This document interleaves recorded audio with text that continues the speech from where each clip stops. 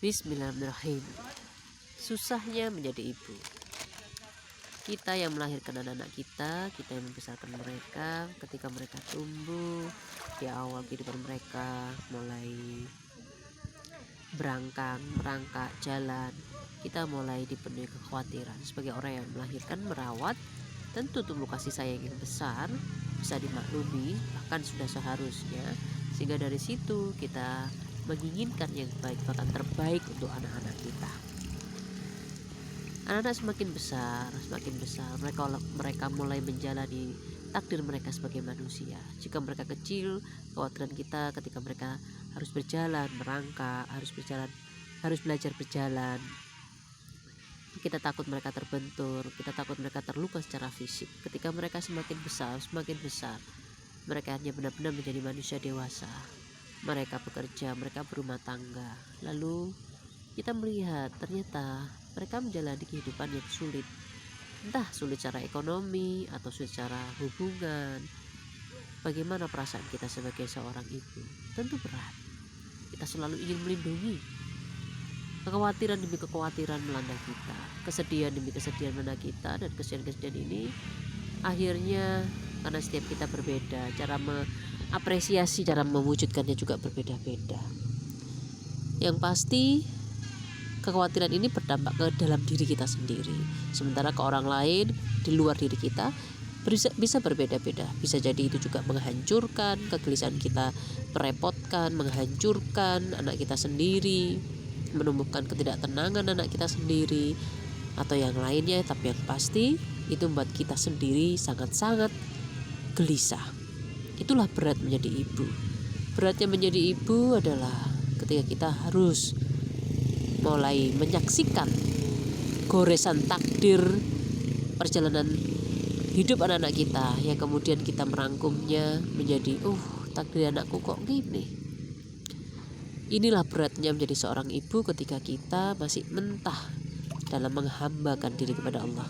Ketika kita masih mentah, belum mengenal siapa diri kita, apa yang diinginkan oleh Sang Pencipta kita kepada kita.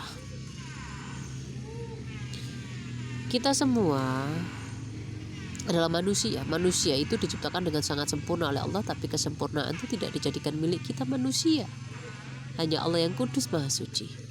Maka kita tidak ngerti apa-apa, menikah dalam keadaan tidak paham banyak hal. Kita menikah tidak memahami tujuan penciptaan, tidak memahami siapa Allah, bagaimana kita harus menuhankan Allah dengan cara benar. Ya itulah takdir kehidupan, itulah fitrah kehidupan.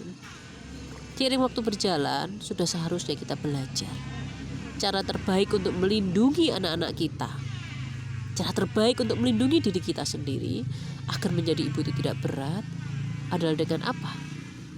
Dengan memahami siapa kita. Kita adalah makhluk yang diciptakan Allah, yang punya fitrah apa? Manusia itu diciptakan oleh Allah untuk diuji, dicoba. Manusia diciptakan untuk berbuat dosa, yang paling baik adalah memperbaiki. Kita bisa apa? Itu sudah takdir dari Allah. Di zaman serba canggih seperti sekarang, luar biasa sulitnya menjadi seorang manusia. Kenapa sekarang kita dihantam dengan yang namanya pandemi, yang sebenarnya itu menurut saya fitnah. Sebagaimana dalam Al-Quran difirmankan, tipu daya, dan kita menghadapinya tidak dengan sabar. Silakan dicek di Al-Imran. Kita menghadapinya tidak dengan sabar, tidak dengan bertakwa kepada Allah. Kita jatuh di dalam lembah yang namanya perfeksionis. Kita menginginkan yang terbaik. Ibaratnya ketika kita berdoa, harus yang terbaik, ya Allah berikan aku jodoh yang ganteng, yang baik, yang beriman, yang bertakwa, yang kaya. Kita minta kepada Allah yang terbaik. Tapi kenyataannya hidup itu tidak disertakan kesempurnaan untuk kita. Karena kita tidak memahami, maka kita dihantam dengan mudahnya oleh fitnah. Kita ketakutan. Kita ini terbuat dari tanah. Kalau kembali harus ke tanah, kita akan segera dicerna oleh tanah. Lah kok kita masih dibungkus plastik, kita masih dibungkus sama kayu. Nah, lalu bagaimana dengan kita sebagai ibu? Berapa banyak rumah tangga anak-anak yang kacau balau karena kegelisahan seorang ibu. Berapa banyak yang akhirnya kita menjerumuskan anak-anak kita dalam masalah karena anak kita merasakan kegelisahan kita sebagai ibu. Dia tidak nyaman, mereka tidak nyaman, mereka memberontak, mereka mencoba mencari jalan keluar untuk menyamankan diri mereka. Jadi para ibu, kenalilah bahwasanya kita adalah makhluk ciptaan Allah, yang diinginkan Allah adalah memuji Allah, menerima semua sebagai takdir baik dari Allah.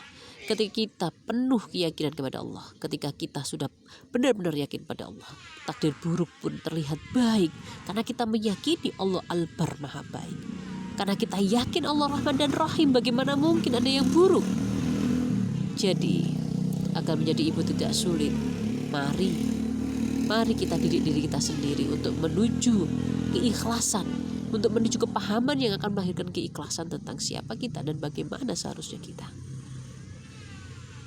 Anak-anak kita bukan milik kita, kita bukan milik kita, kita semua adalah milik Allah. Mari kita belajar menuhankan Allah, mari kita belajar menghamba kepada Allah. Maka menjadi ibu tidak akan menjadi berat. Maka menjadi ibu akan menjadi jalan untuk mengenali tujuan penciptaan kita. Dulu kita muda, dulu kita tidak paham. Kesulitan demi kesulitan seharusnya mampu kita rangkai menjadi sebuah hikmah. Ternyata semua rasa sakit yang kurasakan kemarin, kekecewaan yang kurasakan pada anakku kemarin karena dia tidak berbuat baik kepadaku, hanya memikirkan dirinya sendiri, itu adalah untuk memenuhi kewajiban kita, menjalankan fitrah kita, takdir kita sebagai manusia. Sehingga kita tidak terus kecewa. Kekecewaan kita akan sangat menggelisahkan hidup anak kita, sangat tidak membawa kebaikan untuk anak kita. Ternyata rasa sakitku ini, ternyata manusia ini sombong karena merasa sudah melahirkan, merasa sudah membesarkan, terjebak dalam perasaan sombong. Tapi mau bagaimana lagi, kita manusia. Ternyata aku ini merasa benar sendiri karena aku khawatir lihat anakku begini, menurutku yang baik begini, aku memaksa anakku sehingga dia seolah-olah tidak punya kehidupan sendiri, dia tidak berhak, dia hanya harus taat kepada, padahal aku sendiri sebagai makhluknya Allah, aku taat kepada Allah. Kenapa seorang anak harus taat kepadaku sementara aku sendiri tidak taat kepada Allah?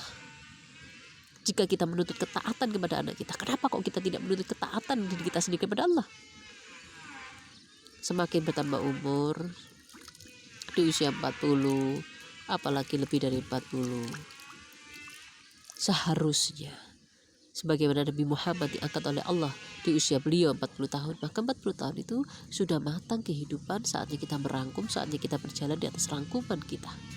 Akan lebih mudah mengendalikan diri kita, akan lebih mudah mengendalikan jiwa kita, mengendalikan kebodohan-kebodohan kita. Hanya dengan menjadi hamba Allah, hanya dengan belajar menghamba kepada Allah, maka kita bisa memberikan kehidupan yang baik untuk anak-anak kita. Kita tidak akan menciptakan neraka untuk anak-anak kita, dan juga tidak menciptakan neraka untuk diri kita sendiri. Karena kepikiran, karena beban, akhirnya menjadi penyakit. Akhirnya anaknya juga bingung sendiri. Akhirnya kita berada dalam baling-baling bambu masalah. Hanya dengan menghamba kepada Allah saja, keadaan akan menjadi lebih baik. Mari menjadi ibu yang memahami siapa dirinya. Mari menjadi ibu yang memahami diri adalah makhluk ciptaan, ada yang menciptakan, dan mari kita peduli, dan mari kita benar-benar peduli mewujudkan dalam perilaku, mewujudkan dalam kegiatan yang konkret apa yang diinginkan oleh Sang Pencipta kepada kita.